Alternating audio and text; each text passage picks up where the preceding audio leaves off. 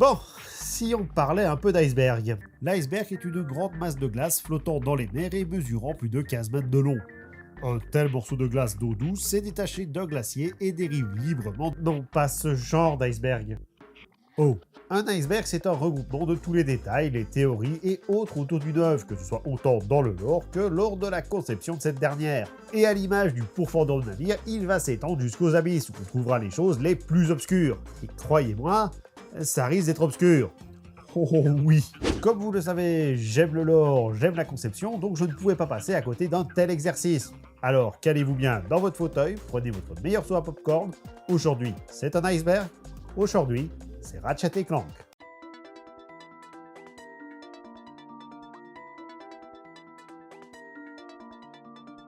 On va commencer simple, on va commencer haut dans le ciel avec Dan Johnson. Alors c'est qui? Dan Johnson. Daniel Harry Johnson, c'est un ancien employé d'Insomniac Games, les créateurs de la boule de poil et de son ami robotique, qui nous a malheureusement quittés durant l'année 2006. Dan Johnson, il fait surtout partie d'un duo d'artistes qui travaillaient pour la boîte, et son comparse s'amusait à mettre son visage à peu près à chaque fois qu'il le pouvait. Par exemple ici dans Spyro 2 et dans Spyro 3. Et cet easter egg, il continue jusqu'au très récent Spider-Man 2. Et donc, évidemment, il est référencé dans les jeux de la série. Alors au début, c'était simplement une photo de son visage caché un peu partout. Par exemple dans le premier, sur un moniteur, facile à voir, sur les étoiles de mer de Pokitaru, et dans les champignons. Si ouvrez vos chakras, vous allez le voir. Après sa mort, il deviendra également un skin pour le personnage, en plus des références. En définitive, Dan Johnson, c'est un peu le Stan Lee de chez Insomniac. Vous avez devant vous le grand héros Dan Johnson. Quark est sans doute l'un des personnages les plus connus de la série. Il est présent depuis le premier épisode en tant qu'antagoniste secondaire, et même si son rôle devait se limiter à ça dans la série, force est de constater que les équipes appréciaient fortement le personnage, si bien qu'ils ont décidé de le reprendre pour en faire l'antagoniste du second opus. En fin de production. C'est pour ça qu'il semble un peu tomber de nulle part dans le jeu.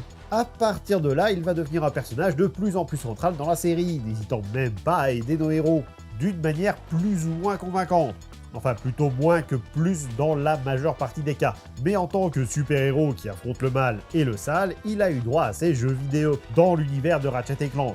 Pas dans le nôtre. Ces jeux appelés Video Fun nous présentent les actes héroïques du héros galactique et d'en apprendre un peu plus sur son passé. Sauf qu'avec une combinaison spéciale, haut, bas, gauche, droite, rond, carré, carré, on peut changer le costume de Quark pour qu'il aborde un magnifique tutu. Ce qui, curieusement, lui fait gagner en crédibilité. Il est en tutu.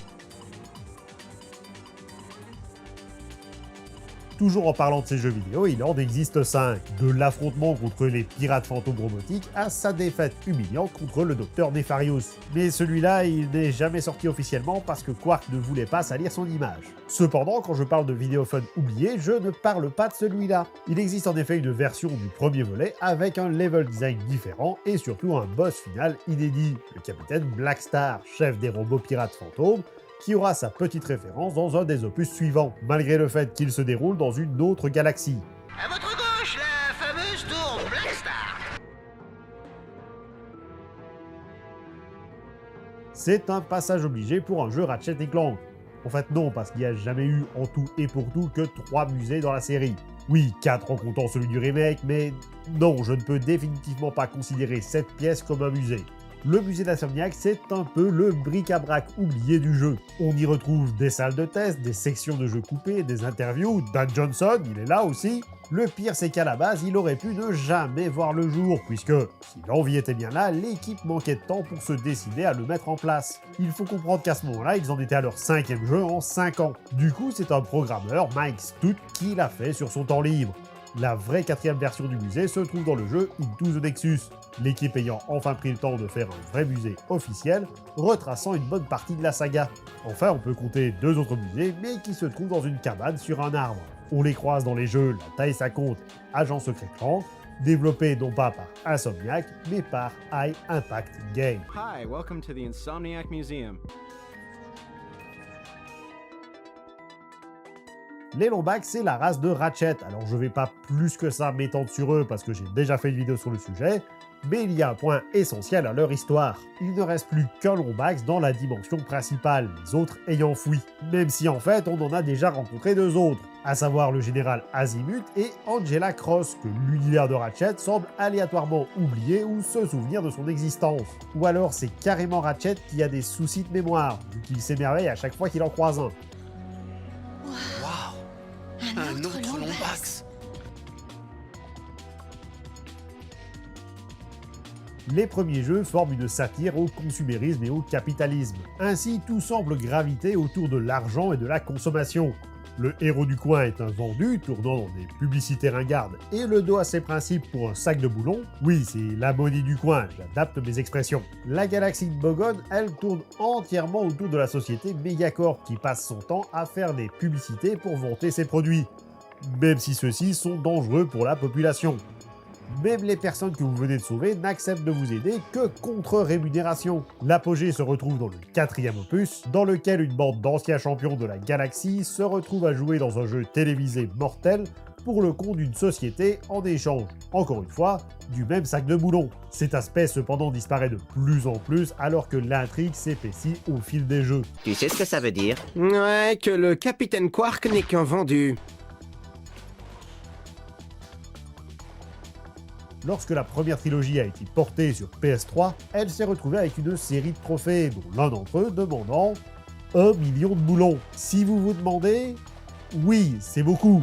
Pour vous donner un ordre d'idée, l'arme la plus chère du jeu coûte 150 000 boulons. Autant dire que récupérer le pactole ne sera pas une mince affaire. Sauf si on triche. Dans ce premier jeu, on peut également participer à une course d'overboard. La particularité de cette course, c'est qu'elle contient énormément de caisses qui contiennent énormément de boulons et reviennent à l'infini une fois hors champ. Donc, vous pourriez vous dire, il suffit de faire la course en boucle et c'est gagné. Sauf qu'il y a encore plus rapide. Habituellement, cette partie du niveau n'est accessible que durant la course, mais existe bel et bien dans le niveau malgré tout. Alors, à l'aide de 2 armes, le gant à leurre et l'attrape-nigo, on va pouvoir récupérer une infinité de boulons. Le gant à leurre permet d'envoyer des Ratchet gonflables pour attirer les ennemis, mais il a la particularité de pousser Ratchet. Donc, en se collant contre un mur et en envoyant les leurs à ses pieds, avec un peu de chance, on passe au travers du mur. De là, facile de retomber sur la piste.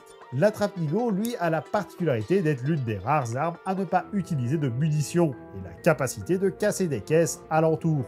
Donc, il suffit de bien se placer, de s'armer de son joujou et de détruire en continu les caisses hors champ qui réapparaissent sans cesse, donnant le trophée en seulement quelques heures. Oui, il faut quand même tenir quelques heures. Je me demandais, je vais avoir droit à des réductions sur les gadgets? Insomniac Games, ce sont les créateurs de Ratchet & Clank. Naughty Dog, ce sont les créateurs de Jak and Daxter.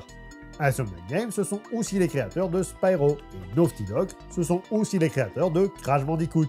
Et depuis ces 2 licences, les 2 studios ont une tendance à s'envoyer des easter eggs. Ainsi, on peut accéder à une démo de Spyro dans le 3e Crash Bandicoot, et dans le second Ratchet, qui est-ce que l'on croise? D'ailleurs, au passage, c'est aussi là que l'on peut détruire une Xbox. Ouais, ce machin triangulaire, c'était censé être une Xbox à la base. Mais ils ont préféré changer, sans doute pour le mieux. Cependant, l'amitié entre les 2 studios ne s'arrête pas là. Sans Naughty Dog, pas de Ratchet & Clank, parce que le moteur du jeu est en réalité celui de Jak and Daxter. Et sans Insomniac Games, Naughty Dog ne serait sans doute pas là où il en est aujourd'hui, puisqu'ils ont eux-mêmes amélioré le moteur avant de le rendre à leur propriétaire. Je pense que ça valait le coup de le mentionner, vu qu'ils le répètent à chaque interview. Wow, où sommes-nous?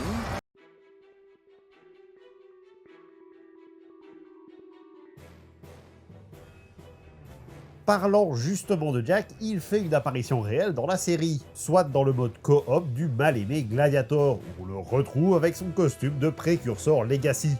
Ce qui est un choix particulier quand on sait à quel point Gladiator est assez sombre et que Jak a une version plus... Enfin, une version plus quoi. La politesse sera rendue avec Ratchet en personnage jouable dans Jak X, le jeu de course. Cependant, ce n'est pas non plus la seule apparition du héros dans la franchise, puisque dans le dernier opus, Rift Apart, il est possible de le voir sortir de la brèche dimensionnelle créée par le Teltoid. À ce train-là, Ratchet va nous prouver que tous les univers PlayStation appartiennent à la même timeline. Ça va être quoi la prochaine étape? Le voir jouer au golf?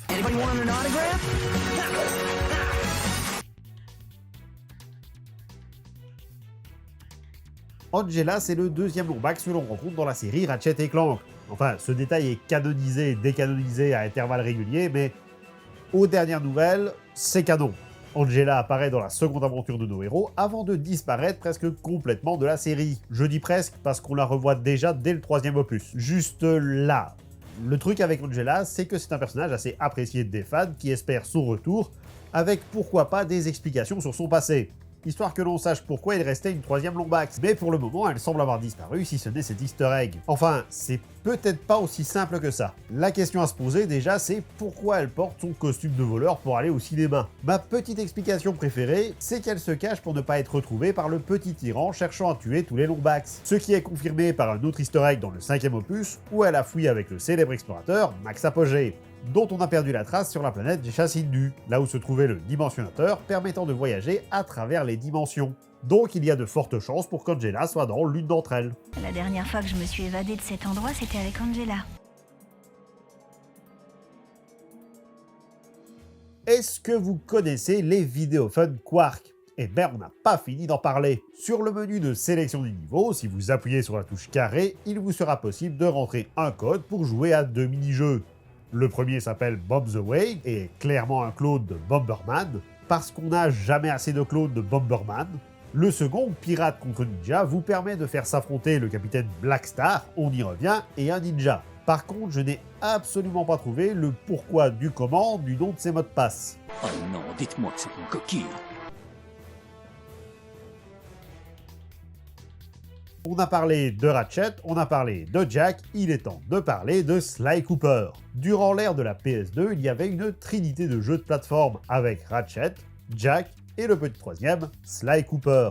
Et mettre des démos chez les copains, c'était pas réservé qu'à Naughty Dog, puisque Sucker Punch a fait de même avec la seconde aventure de Sly, où l'on pouvait accéder à une démo de Ratchet et Clank 3. En finissant cette démo, on récupérait le code droite-droite, bas, haut-haut, bas, gauche-gauche. Et en entrant ce code dans le troisième opus, on récupérait le double sabre laser, qui est utilisé par le ninja du mini-jeu, tout fait sens. Mais je n'ai encore rien volé, pour le moment. En 2005, à l'époque où les téléphones ressemblaient encore à ça, Andlet Game développa un jeu sur mobile appelé Ratchet & Clank Going Mobile. Les événements du jeu n'ayant jamais été mentionnés dans un autre opus de la saga principale, les fans se questionnent sur son placement dans la timeline depuis des années. Même si on n'a jamais eu de réponse officielle, tout porte à croire qu'on se situe après Up Your Arsenal, le troisième volet. Ratchet a la même armure, il utilise une arme du jeu et l'intrigue tourne autour de la série de films Agent Secret Clank, ce qui constitue un assez gros morceau du jeu. Mais il se situe également avant Gladiator, puisqu'on y trouve des posters de Ace Hardlight. Et il n'y a pas de raison qu'on en trouve après Gladiator, vu ce que devient Ace à la fin. Spoiler. Ratchet, ne laisse pas Vox te faire ce qu'il m'a fait. Après le succès de Going Mobile, il n'a pas fallu attendre longtemps avant d'avoir un nouveau jeu sur téléphone, baptisé Cloud Home.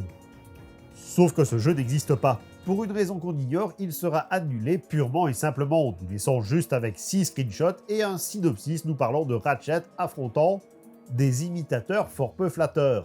Un employé ayant travaillé sur le jeu indiquant même qu'il était terminé au moment de son annulation. Je n'avais pas le choix. Afin de promouvoir la sortie du dernier opus sur PS3, Into the Nexus, un nouveau jeu mobile a été développé, cette fois-ci pour smartphone. Baptisé Before the Nexus, c'était un simple Endless Runner, un jeu où l'on doit courir le plus longtemps possible en évitant les obstacles. Comme son nom l'indique, il sert de préquel à Into the Nexus et est censé nous raconter comment Ratchet a arrêté Vendraprog. Je dis censé parce qu'au final, le jeu n'a pas de fin, donc il n'a pas beaucoup d'intérêt. Ah, te voilà. Entre, je t'en prie. C'est incroyable qu'on soit aussi loin dans la vidéo et qu'on n'ait pas encore parlé du plombier. Travaillant à l'hôpital Sacré-Cœur, le plombier fera vivre un enfer à l'interne JD suite à un quiproquo et je me trompe de script.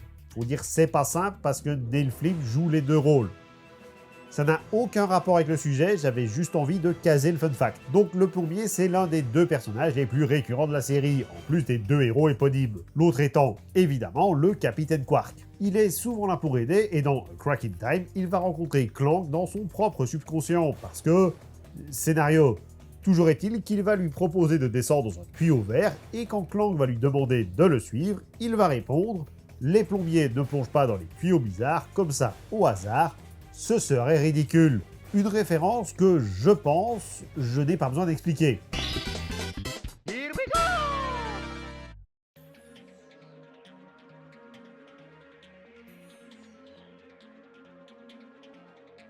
Chez Insomniac Games, ils sont certes connus pour faire de bons jeux, ils sont peut-être un peu moins connus pour leur côté coquin. Par exemple, les titres des jeux ont très souvent un double sens. Going Commando, qui est une expression anglaise pour dire qu'on se promène sans sous-vêtements, je ne veux même pas savoir d'où ça vient, ou encore l'expression très connue dans ton cul, qui devient en anglais Up Your Arsenal. Eh bien, rappelez-vous de la course d'Overboard que j'ai mentionnée plus tôt. Pour vous remettre le trophée, vous avez cette sympathique extraterrestre. Sauf que, fait assez amusant, si je puis dire, faire des saltos sur le côté devant cette race semble faire grossir leur poitrine. Je sais pas si j'ai besoin de rajouter quelque chose. Eh bien, on va voir ça. Dans l'univers de Marvel, le matériau le plus rare, c'est le vibranium, qui existe en une infime quantité. Dans celui de Ratchet & Clank, il a le nom bien inspiré de Raritanium, un élément si rare que dans toute la galaxie de Solana, on ne le trouve que sur une seule planète, Uvod, et il vaut tellement cher qu'on nous en demande qu'un seul pour posséder un gadget de persuasion. C'est dire à quel point il vaut cher, ou à quel point le type qui nous en demande qu'un n'est pas très au fait de sa valeur. Car dans la galaxie de Bogon, il est trouvable facilement dans l'espace, à tel point que simplement repeindre votre vaisseau vous en demandera 5. Et dans le dernier opus, il vous en sera demandé plus de 1000 pour améliorer toutes vos armes. Autant dire que non, il n'est pas très rare. Vous trouverez du raritanium pour moi.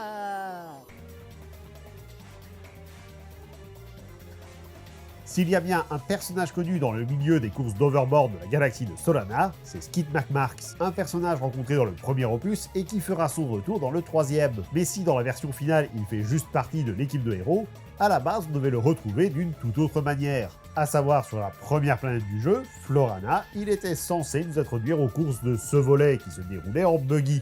Mais ces dernières ont dû être retirées du jeu par manque de temps, rompant ainsi avec la tradition des courses d'Overboard et de moto des deux premiers opus. Et quand on sait qu'elles ont été coupées pour mettre le multijoueur, ça fait un peu mal. Au final, il restera juste le véhicule qui servira sur quelques planètes et dans le mode multijoueur mentionné, ainsi que le prototype de la course au musée d'Insomniac. Bon allez, faut que je m'arrache.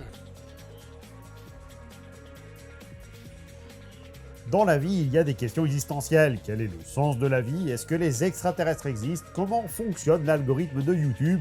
Mais il y a une question qui hante les fans de Ratchet & Clank depuis des années. Qui empile les caisses que l'on trouve dans le jeu? Alors, on n'a pas de réponse, mais la personne responsable de ce boulot a fait énormément de recherches. En créant une pièce avec des immenses paquets de 10 caisses par 10 caisses sous toutes les dispositions possibles pour trouver la manière la plus organique de les casser. Le tout avec un document détaillant toutes ses recherches, notamment le fait de mettre une caisse explosive, histoire d'inviter le joueur à envoyer sa clé pour tout faire péter. Petit dernier point, le son des boulons qui sortent des caisses est inspiré des machines à sous de Vegas, histoire que la récolte de boulons vous rende heureux.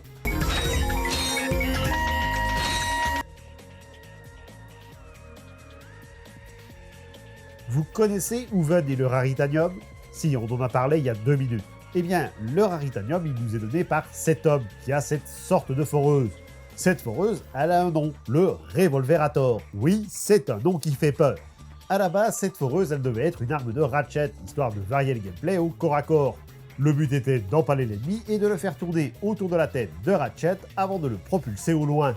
L'idée n'a pas été gardée parce que petit 1, ça laissait Ratchet vulnérable, petit 2, c'était du codage en plus et pas tellement nécessaire, et petit 3, balancer sur des ennemis leurs camarades les tripes à l'air, c'était pas tellement l'ambiance. Donc à la place, on a eu le repousseur, certes moins sanglant, et aussi moins efficace. Waouh, la super classe! Je te revaudrai ça, merci vieux! Dans l'univers de Ratchet & Clank, la majeure partie des créatures ont en réalité seulement 3 doigts à chacune des mains. Tous à l'exception d'une seule et unique race, les Lombax. Et Dan Johnson, évidemment. Un élément qui a dû être changé pour le marché japonais, puisqu'il est assez mal vu pour des personnages d'avoir des doigts en moins. Et Autant j'ai trouvé cette info, qui avait même été confirmée par Ted Price, donc le créateur de Ratchet & Clank, autant j'ai pas trouvé de version avec les personnages à 5 doigts, donc on va dire que c'est à prendre avec des pincettes. Baisse les mains, boîte de conserve, t'as l'air complètement ridicule. Dans le grand débat d'Angela, il y a une question qui a fait couler beaucoup d'encre, tant dans le canon que dans la vraie vie. Si elle est une Lombax, pourquoi est-ce qu'elle n'a pas de queue? Durant quelques années, la dernière information qui nous a été donnée sur cette race, c'était que les femelles n'avaient en réalité pas de queue. Et puis, Rivette est arrivée. Et comme vous pouvez le voir, Rivette, elle a une queue. Et c'est là que sur internet est arrivée l'idée que Rivette était en réalité transsexuelle. En fait, je crois surtout que l'info sur la queue des Lombax est fausse. Après tout, c'est une discussion entre deux personnes dont les deux seuls Lombax qu'ils auraient pu voir sont des mâles. Mais en plus, quand on regarde bien, les deux queues, elles ne sont pas du tout pareilles.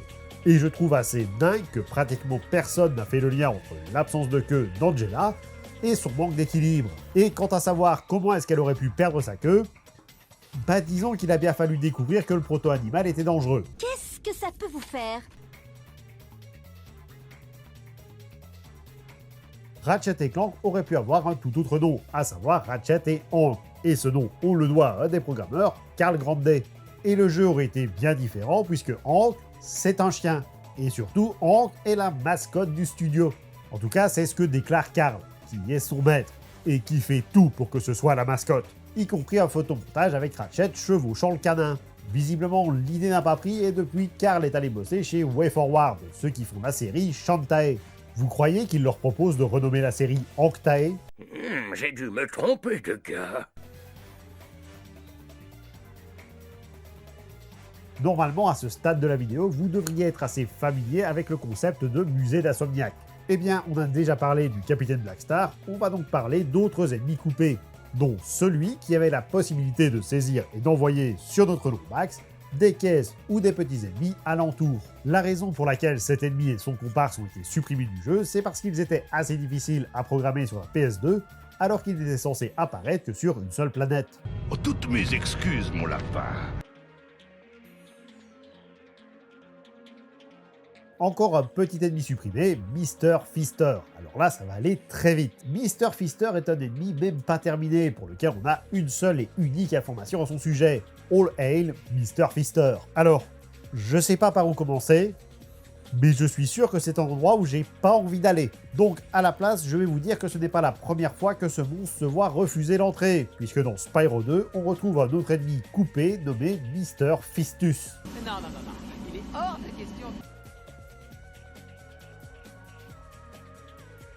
Insomniac Games a une façon très particulière de nommer les jeux, soit quand ils n'ont pas encore le nom définitif, soit comme nom de code. Ils utilisent la lettre I, suivie du numéro du jeu. Ainsi, le premier Ratchet & Clank se nommait I5. Mais est-ce que c'est réellement le 5e jeu? On a d'abord eu Disruptor, puis les 3 Spyro, donc ça semble être bon. Sauf qu'avant de développer Ratchet & Clank, ils étaient partis sur un autre jeu baptisé The Girl with a Stick, un jeu où on joue une fille avec un bâton.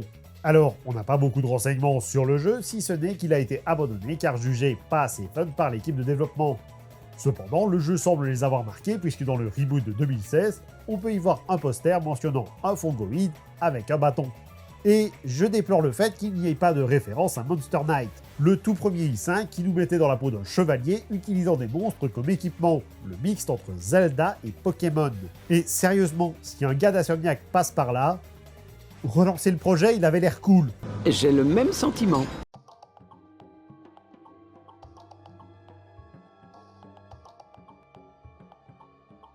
Petit retour sur Ratchet Gladiator. En plus de Jack, Ratchet pouvait utiliser d'autres skins. On va de différentes armures à d'autres héros en passant par Vernon, qui est un gamin, dans une émission de match à mort. Mais parmi tous ces skins, certains ont aussi été supprimés. C'est le cas du skin Clank Ratchet, qui est une aberration et dont la personne responsable de ce design a sans doute été virée. Et il a probablement été remplacé par Alpha Clank dans la foulée, qui est quand même bien plus appréciable. Ce n'est rien. S'il y a bien un grand méchant dans l'histoire de Ratchet & Clank, c'est le président Drake. Sauf que chez Insomniac, ils ont préféré Nefarious. Nefarious a été l'adversaire d'Up Your Arsenal, A Crack in Time et Rift Apart, soit pratiquement un jeu sur deux depuis son apparition. j'ai volontairement laissé tomber l'épisode de 2016, parce qu'on ne parle pas de l'épisode de 2016. Et la particularité de cet ennemi, du moins dans ses deux premières occurrences, c'est qu'il n'est pas le boss final du jeu. L'autre particularité, c'est qu'il est long à tuer. Par exemple, dans Up Your Arsenal, vous devez lui faire baisser la moitié de sa barre de vie, puis il s'enfuit, vous devez le poursuivre en tuant une chier d'ennemis pour l'affronter de nouveau. C'est long, c'est chiant, le président grec c'est mieux. Cependant, si vous allez assez vite pour lui baisser sa barre de vie, vous pourrez le tuer dans sa première phase, et ainsi vous priver des deux phases suivantes. Et ça, c'est bien. Sauf que moi, j'ai jamais su le faire, alors je dois toujours me taper la course-poursuite. Poule mouillée!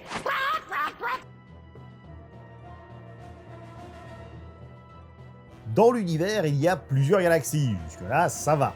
Et Ratchet a l'habitude de se promener dans plusieurs d'entre elles pour les sauver. Il va à Bogron pour affronter le proto-animal et semble avoir posé ses bagages à Polaris depuis maintenant plusieurs jeux.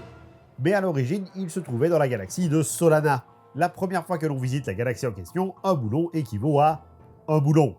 Je rappelle, le boulon, c'est la devise du coin. De tous les coins de l'univers d'ailleurs. Sauf que, après le voyage dans la galaxie de Bogone, un boulon équivaut maintenant à beaucoup plus. Il y a donc eu un boom économique dans la région. Ceci explique également pourquoi les boulons sont passés de boulons normaux à des boulons en or. Et les boulons en or, qui étaient techniquement les récompenses cachées, sont devenus des boulons en platine, puis en titane, avant de redevenir en or parce que de toute façon, ils sont plus gros. Inégalité socio-économique. Kizako. Il n'a pas assez de boulons. Après avoir sauvé deux galaxies, Ratchet et Clank se sont vus offrir des rôles dans une série. Agent secret Clank qui met en vedette Clank dans le rôle d'un simili James Bond. Ratchet de son côté, il fait le chauffeur de Clank que personne ne prend au sérieux. La série a eu un énorme succès, au point que le président de Solana est un fan assidu et le docteur Nefarious pense que celle-ci est bien réelle. Au début du troisième jeu, on découvre l'un des épisodes de la saga se déroulant dans le casino Mactar et plus tard dans le jeu, on participe même à un tournage dans les studios Holostar de Solana. Sauf qu'avant leur retour à Solana pour cette aventure, ils habitent dans la galaxie de Bogone. Donc nos deux héros faisaient régulièrement des allers-retours intergalactiques pour tourner la série. Clank, mon chou, tu me tues là! Vous savez peut-être qu'il y a eu un film Ratchet et Clank, mais est-ce que vous savez qu'il y en a eu un deuxième? Durant l'année 2021, un court-métrage mettant en scène le Lombax, son ami robotique et le héros préféré de tout le monde, Quark, est sorti sur une plateforme de streaming qui s'appelle Crave, au Canada, et nulle part ailleurs. Très curieux.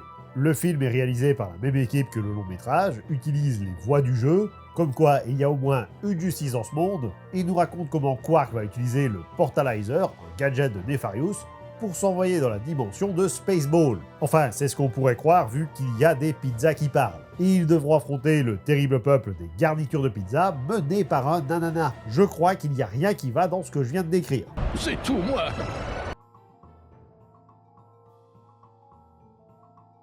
Alors, on a déjà parlé des easter eggs coquins, mais parfois, ils mettent le coquin sans l'œuf de Pâques qui va avec. Ainsi, durant plusieurs épisodes, on nous parle du Crotchetizer, notamment testé par Quark à la fin du second opus. Alors, on n'a jamais vraiment eu d'informations sur à quoi est-ce qu'il sert ou comment est-ce qu'il fonctionne, mais vu ce qu'on en voit, ce serait surtout pour les plaisirs solitaires. Encore que, parce qu'après, il va être baptisé le Brise-Bonbon, ce qui serait un curieux nom pour ce genre de jouet. Donc, on va dire que pour le moment, c'est un des mystères de Dame Nature. Ça faisait longtemps qu'on l'avait pas utilisé, celui-là. Le voyage dans le temps, c'est compliqué. Beaucoup ont essayé, tous se sont magistralement cassé la figure. Sauf Fréquence Interdite, ça c'est bien. Ratchet et Clank, en revanche, a complètement réglé ce problème dans A Crack in Time, où il est justement question de voyage temporel, en interdisant purement et simplement un tel voyage, sauf qu'il n'excède pas 6 minutes. Alors c'est très bien, ça règle les paradoxes, mais la règle elle dure pas très longtemps, puisque d'un côté on a Clank qui va envoyer son ami poilu sauver son père, et de l'autre le duo va carrément changer l'issue d'une guerre 10 ans plus tôt, sans que ça n'ait réellement d'impact sur l'univers. Je crois que les personnages principaux ont une armure en plot. Notons aussi que l'équipement de Ratchet semble avoir une décennie, puisque ça ne choque pas le vendeur de vendre des munitions pour les armes supposément dernier cri. Et c'est donc la nouvelle gamme Constructo de Drumanet. Si les comics ont Deadpool, Ratchet a le plombier. Alors, on a déjà parlé de ce personnage dans la référence à Mario, mais il semble qu'il soit conscient de son statut dans le jeu vidéo, brisant à plusieurs reprises le 4e mur. Ainsi, il fera référence à l'annualisation de la licence dans le second opus, au passage à la HD dans le 4e, et... Bon, ok, c'est la seule référence que je ferai à l'épisode 2016. Pas de problème, on se voit dans le prochain remake. Alors, à la base, je comptais parler de l'entièreté de l'iceberg dans une seule vidéo. Sauf que là, on en est déjà à 10 pages de script, et j'ai encore fait que la moitié. Donc je pense qu'on va garder le plus obscur pour dans 2 semaines. D'ici là, je vous remercie d'avoir regardé cette vidéo, et j'espère qu'elle vous a plu. N'hésitez pas à commenter, liker, partager, à vous abonner pour ne manquer aucune des prochaines vidéos. Vous pouvez également me suivre sur les réseaux sociaux. Moi je vous dis à très vite, c'était le Grimspeaker, pour vous servir.